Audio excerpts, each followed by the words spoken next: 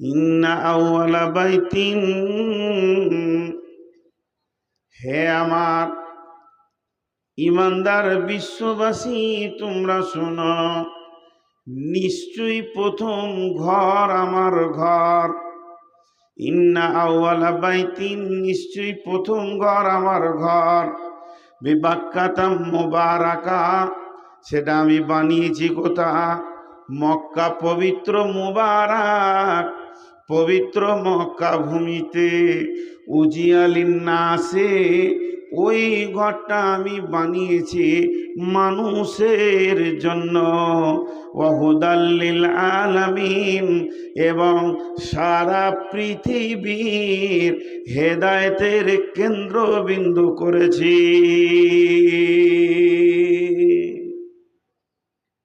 চারটা পাঁচটা কথা এখানে ঢুকে গেল, আমি এগুলোকে একটা একটা করে আপনাদের সামনে ভাঙিয়ে দেব।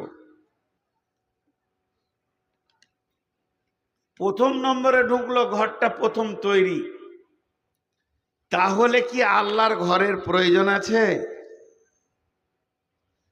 আপনার আমার যেমন বাড়ি ঘরের প্রয়োজন ঝড় বৃষ্টি রোদ থেকে বাঁচতে গেলে, তাহলে আমার আল্লাহর কি ঘরের প্রয়োজন আছে? আল্লাহর কি বিছানার প্রয়োজন? আল্লাহর কি খাটের প্রয়োজন? না। রব্বুল আলামিন আছেন কোথায়? আর রহমান আরশে ইস্তাওয়া, আমার রব আরশের মধ্যে রয়েছেন, সেখানেই তিনি সমাসীন। তবে তিনার কোনো ঘরের দরকার নাই। মানুষের যেমন বস্তুর প্রয়োজন, আমার রবের কোনো প্রয়োজন নাই। প্রয়োজন শব্দটা রবের সঙ্গে লাগবে না। তিনি নিজেই বলেছেন আল্লাহুস সামাদ, ওই আল্লাহ অপ্রয়োজন, কোনো তাওয়াক্কা করে না, কোনো মুখোপেক্ষী নয়, মানুষের মুখোপেক্ষী নয়, বস্তুর মুখোপেক্ষী নয়। সারা পৃথিবী সাজদা করলে আল্লাহ আল্লাহ, সারা পৃথিবী সাজদা ছেড়ে দিলেও আল্লাহ আল্লাহ, সারা পৃথিবী আল্লাহর বিরুদ্ধে চলে গেল আল্লাহ আল্লাহ। এই জায়গাটা আল্লাহর কেউ কমাতে বাড়াতে পারবে না। অতএব আল্লাহর কোনো বস্তু বা ঘরের প্রয়োজন নাই। আল্লাহ এতটুকুই বললেন, ওই ঘরটা আমি রাখলাম, ওই ঘরটা আমি বানালাম উজিয়ালিন নাসি, মানুষের জন্য। বিবাক্কাতাম মুবারাকা, পবিত্র ভূমি মক্কাতে। এই ঘরটা আমার ঘর, কিন্তু মানুষের জন্য।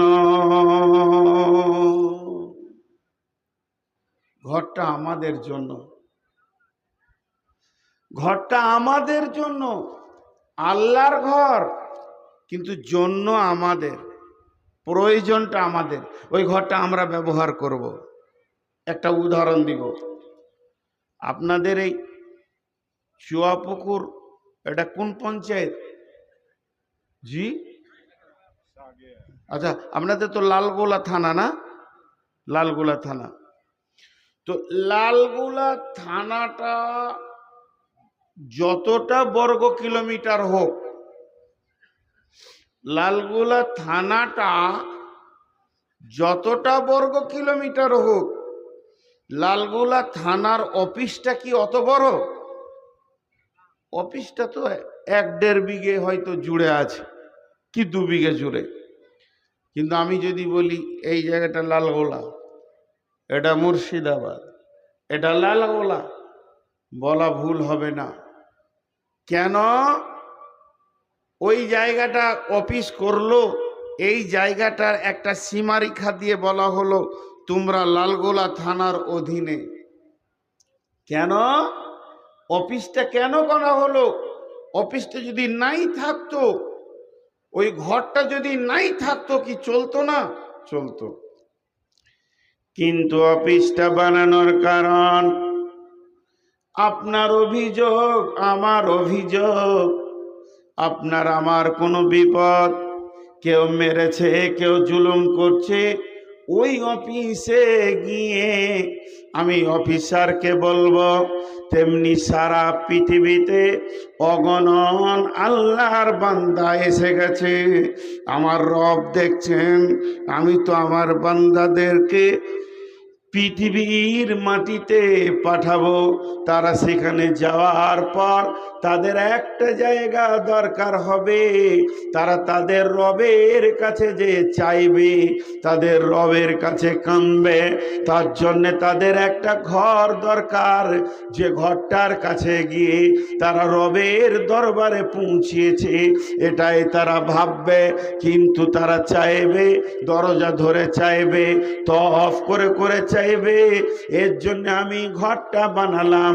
উজিয়া লিন্নাসি লাল্লাযী বিবাক্কাতাম মুবারাকা, পবিত্র ভূমিতে হুদাল লিল আলামিন, এবং সারা পৃথিবীর হেদায়েতের কেন্দ্রবিন্দু বানালাম।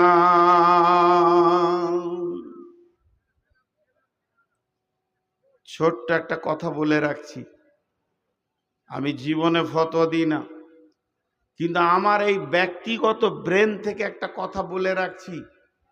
আমি যতটুকু উপলব্ধি পেয়েছি, খালি জেনে রাখবেন, একটা কথা বলছি, সেটা মুখস্থ করেলেন, ব্রেনে ভরেলেন। কাবার যে মুসাল্লাটা আছে, কাবার যে মুসাল্লাটা আছে, ওই মুসাল্লায় যে ইমাম, কিয়ামত পর্যন্ত যত ইমাম আসবে, আল্লাহর রহমতে সহি আকীদার আসবে, আল্লাহর রহমতে সহি আকীদার আসবে। খালি একবার ফলো করবেন তিনি কেমন করে চলছেন। কেন? আল্লাহ কোরআনে বললেন যে আমি এই ঘরটাকে বিশ্বের মানবের হেদায়েতের কেন্দ্রবিন্দু বানালাম, সহি আকীদা বানালাম, সহি ঈমান বানবে, এই জায়গায় আসবে, তারা বিশ্ব সম্মেলনে হাজির হবে। তাহলে এই ঘরটার মূল্য কম নাই। একটু আগিয়ে যাই। ফিহি আয়াতুম মাকামু ইব্রাহিম, ফিহি আয়াতুম মাকামু ইব্রাহিম। আল্লাহ বলছেন, আয়, তোদেরকে আমি দাওয়াত দিয়েছি, আয়, কিন্তু তোরা ওখানে এসে কি দেখবি? এটা কালো ঘর, জি না, সেটা দেখার কথা বলেননি।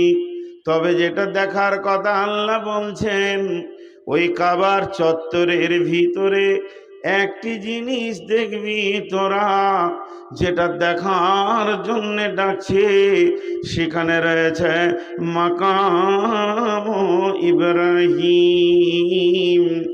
এতগুলি নবী চলে গেল, কম বেশি 1.5 লক্ষ নবী গেল, 1,24,000 গেল, যে যা বলবে বলুক না কেন, হযরতে আদম থেকে নিয়ে শেষ নবী পর্যন্ত এতগুলো নবী গেলেন, এতগুলো রসুল গেলেন, কোন নবী বা রসুল ওই জায়গাতে কাবার চত্বরে জায়গা পেল না, তাকে স্থান দেওয়া হলো না, তার নামে কোনো রেজিস্ট্রেশন হলো না, কোনো একটু জায়গা দেওয়া হলো না। এটা মুসার জায়গা, ঈসার জায়গা, হারুনের জায়গা, দাউদের জায়গা, এটা নবী সুলাইমানের জায়গা, নবী সলেহের জায়গা বলা হলো না।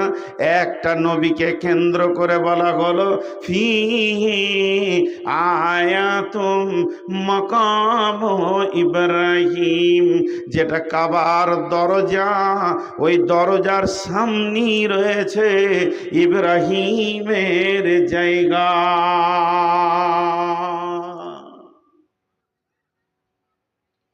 সেই দরজার সামনে রয়েছে ইব্রাহিমের জায়গা।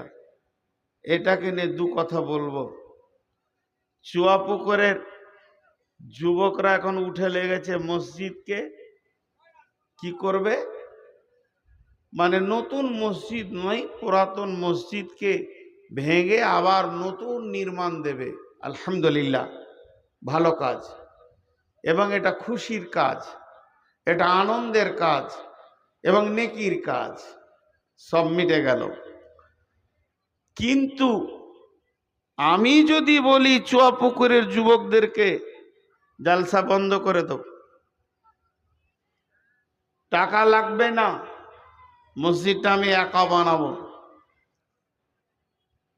2.5 কোটি টাকা দিয়ে 3খানা মসজিদ বানালাম, এটাও আমি বানিয়ে দিব, জায়গাটা মেপে দাও, আপনাদের মন মতো মসজিদ হবে, 2 তলা 3 তলা, যেমন যেমন চাইবেন হবে। কিন্তু শর্ত হচ্ছে একটা, যেটা ইমামের মেহরাব হবে, ওই মেহরাবের সামনে 5 কি 7 ফুট বাই 7 ফুট জায়গাটা আমার ব্যক্তিগত থাকবে। কেউ মেনে নিতে পারবে? কেউ মেনে নিতে পারবে? মুখ খুলেন, পারবে না। মসজিদের ভিতরে আপনার ব্যক্তিগত জায়গা কেন হবে? কাবা শরীফের মসজিদ যেটা হারাম, মসজিদে হারাম যাকে বলা হয়, এখানে আবার অন্য কথা বেরিয়ে চলে আসবে হারাম কেন বলা হচ্ছে, ওখানে অনেক কিছু আছে, বিষয় আছে, সেটা আজকে আমার বিষয় নয়, সময় থাকলে বলবো।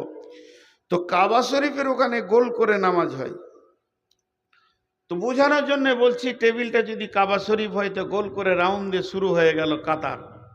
এই কাতার চলতে চলতে চলতে চলতে ধরেন 150-200 মিটার 300 মিটার চারিদিকে, আবার কোনো কোনো দিকে বেশি আছে, কমও আছে। কেউ কেউ বলেন কতগুলো মানুষ একসঙ্গে ওপরে নিচে সিঁড়িতে যত জায়গায় মুসল্লা দেওয়া আছে, দাগ দেওয়া আছে, যতটা পরিমাণে বাইরে ভিতরে চত্বরে করে একসঙ্গে কতগুলি লোক নামাজ পড়তে পারবে ওখানকার। এটা তো কোরআন হাদিসের কথা নয়, এটা ইঞ্জিনিয়ারদের কথা। ইঞ্জিনিয়ারদের কথা যে কতটা মসজিদটা বড়, 1 থেকে 1.5 কোটি লোক নামাজ পড়তে পারবে, 1 থেকে 1.5 কোটি লোক নামাজ পড়তে পারবে। আর ওই 1.5 কোটি, আমার আইডিয়াতে আমি বলছি, কাবাটা 15-20 ফুট 20 ফুট 20 ফুট 20 ফুট, মানে এতটা চওড়া, অতটাই চওড়া, মানে বর্গ আকার কাবাটা। এতে উত্তর দক্ষিণও 20 ফুট, পূর্ব পশ্চিমেও 20 ফুট। তাহলে এই বর্গ আকার ঘরটা, তার যেটা দরজাটা পূর্ব দিকে আছে, আল্লাহর ঘরের দরজাটা পূর্ব দিকে আছে, আর ওই দরজার পাশেই একদম কাবার গা লাগা ওই জায়গাটা হলো ইব্রাহিম আলাইহিস সালামের জায়গা। আবার ওটাকে দেখতে বলছেন, কে বলছেন? আমি লয়, আল্লাহ। আমি যদি বলি তাহলে আপনি আমার কথাটা নিয়েন না, কিন্তু আল্লাহ বলছেন। কি বলছেন? ফিহি আয়াতুম মাকাম ইব্রাহিমা, ওখানে একটা নিশানা আছে। নিশানা মানে নিদর্শন। সূর্য উঠে ডুবে, এটা একটা নিদর্শন। রাতের পরিবর্তন, দিন রাতের পরিবর্তন, আল্লাহকে পাওয়ার নিদর্শন। আসমান মাথায় আছে, একটা নিদর্শন। আয়াত মানে নিদর্শন। জমিনটা আল্লাহ বানিয়েছেন, এটা একটা নিদর্শন। আল্লাহর যতগুলি নিদর্শন আছে, এই নিদর্শনের ভিতরে ফিহি, ওই কাবার ভিতরে আয়াতুম, এমন একটা আল্লাহ নিদর্শন রেখেছে, একটা নবীকে কেন্দ্র করে, তার দিকে যেন মানুষের নজরগুলো চলে যায়। মাকাম ইব্রাহিমা, ইব্রাহিমের জায়গা। আবার ইব্রাহিমকে কত আল্লাহ সম্মান দিলেন, তার নামটা কোরআনে উল্লেখ করে দিলেন। শুধু এই পর্যন্ত নয়, ইব্রাহিমের পদচিহ্ন একটা পাথরের উপরে উনি দাঁড়িয়ে কাবার তামির দিয়েছেন, কাবাকে গেঁথেছেন। যত কাবা উপরে উঠেছে, আল্লাহর কুদরতে পাথর উঠেছে, সেই সেই পাথরটা আজও কাবার চত্বরে আল্লাহ রেখে দিলেন। এটাও নিদর্শন, নিদর্শন। হে মসজিদ বানানেওয়ালা, হে মসজিদ ময়নেওয়ালা, হে মসজিদের তামির দেনেওয়ালা, একবার ইব্রাহিমের নিদর্শনের দিকে খেয়াল করো। আল্লাহ কত সম্মান বাড়ালেন। ফিহি আয়াতুম মাকাম ইব্রাহিম। ইব্রাহিম চলে গেলেন, ইসমাইল চলে গেলেন, সব নবী শেষ। ঈসা নবী চলে গেলেন, শেষ নবী এলেন, শেষ নবী।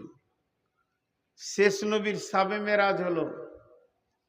আমি লম্বা ঘটনাকে শর্ট করছি। সাবে মেরাজে 5 ওয়াক্তের নামাজ এলো।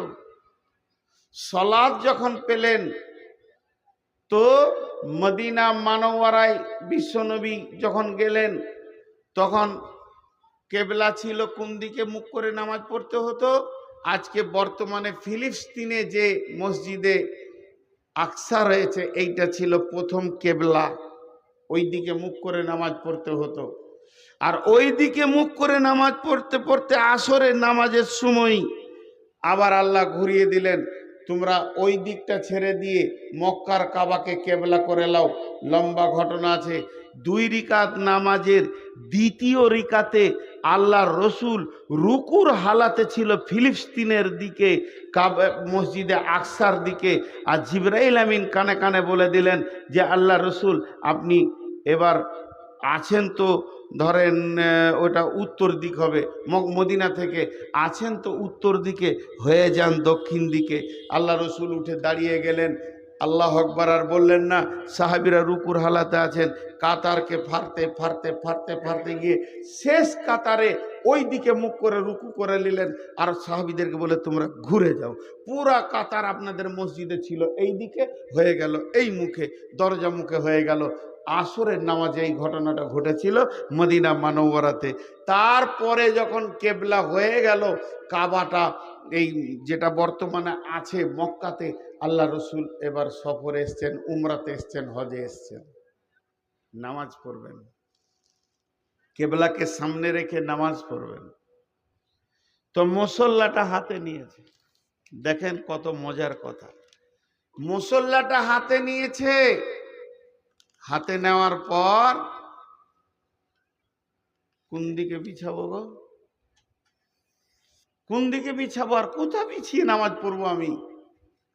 এ তো চারিদিকে নামাজ হবে।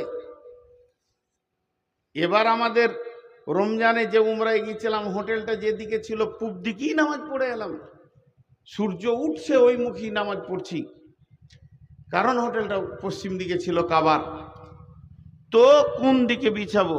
এটা কাবা, কাবার পশ্চিম থেকে পূর্ব দিকে নামাজ হবে, পূর্ব থেকে পশ্চিমে হবে, উত্তর থেকে দক্ষিণে হবে, দক্ষিণ থেকে উত্তরে হবে, চারিদিকে হবে।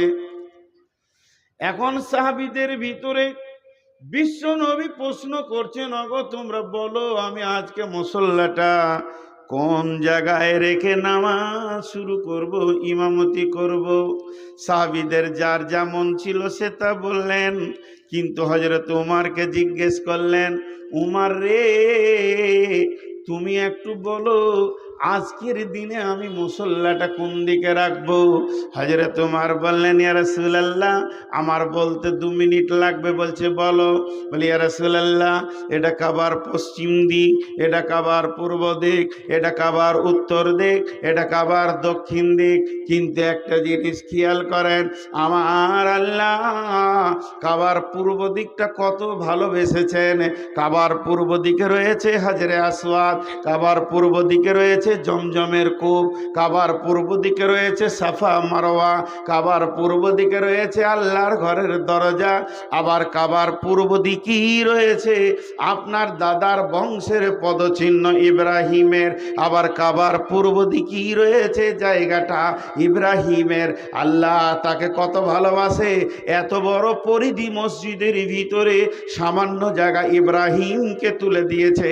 আর আপনি ওই বংশের সন্তান, আপনি সেই বংশের গৌরব, আপনি সেই বংশের সুসন্তান, আপনি সেই বংশের আখিরি নবী। আর হযরতে ইব্রাহিম চোখের পানিতে কাবার তামির দিতে পৃথিবীতে গিয়ে কেঁদে বলেছিলেন, সূরা বাকারায় আছে আয়াত, মুখস্থ নাই ভাই।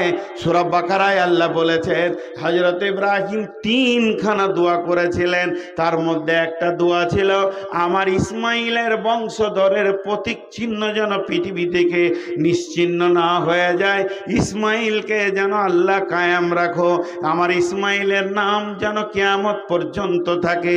তাহলে না আল্লাহ তাবারক ওয়া তাআলা সেই ইসমাইলের বংশের নিসাল থেকে আখিরি নবীকে নিলেন। হযরত উমর বলছেন, ইয়া রাসূলুল্লাহ, আপনি আপনার বংশের পরিচয়কে রাখার জন্যে আপনার দাদার জায়গাতে মুসল্লাটা রেখে নামাজ শুরু করে দেন। হযরত উমরের কথাটা যেই বলা শেষ হলো, জিবরাইল আমিন এসে বিশ্ব নবীকে বলে দিলেন, ওয়াত্তাখাযু মিন মাকামি ইব্রাহিম মুসাল্লা। হযরত উমর যেটা বলেছেন আমার আল্লাহকে ওটাই ভালো লেগে গেছে। ও নবী মুহাম্মদ, তুমি মুসল্লাটা ওই জায়গায় রেখে নামাজ শুরু করে দাও যেখানে ইব্রাহিমের জায়গা। আজও কাবার ইমাম দাঁড়ায় কোথায়? মাকামে ইব্রাহিমে দাঁড়ায়। আজও ইমাম সেখানে নামাজ পড়ায়। রেজিস্ট্রেশন হয়ে গেছে কোরআনে। এটা লালগোলার রেজিস্ট্রি অফিসের রেজিস্ট্রি নয়, এটা আমার বর্ধমানের রেজিস্ট্রি অফিসের রেজিস্ট্রি নয়, এটা স্বয়ং আল্লাহ রেজিস্ট্রি করেছেন। দুইটি জিনিসকে কোরআনে পৃথিবীর কোনো বাদশা কেটে দিতে পারবে না, পৃথিবীর কোনো নবী কেটে দিতে পারবে না।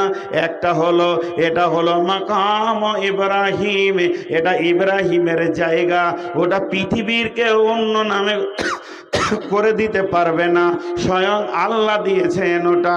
আর দ্বিতীয় হলো, তুমি মুসল্লা রাখো এখানে, এটা আমার রব বলে দিয়েছেন। আজও মুসল্লা সেখানেই রাখা হয়।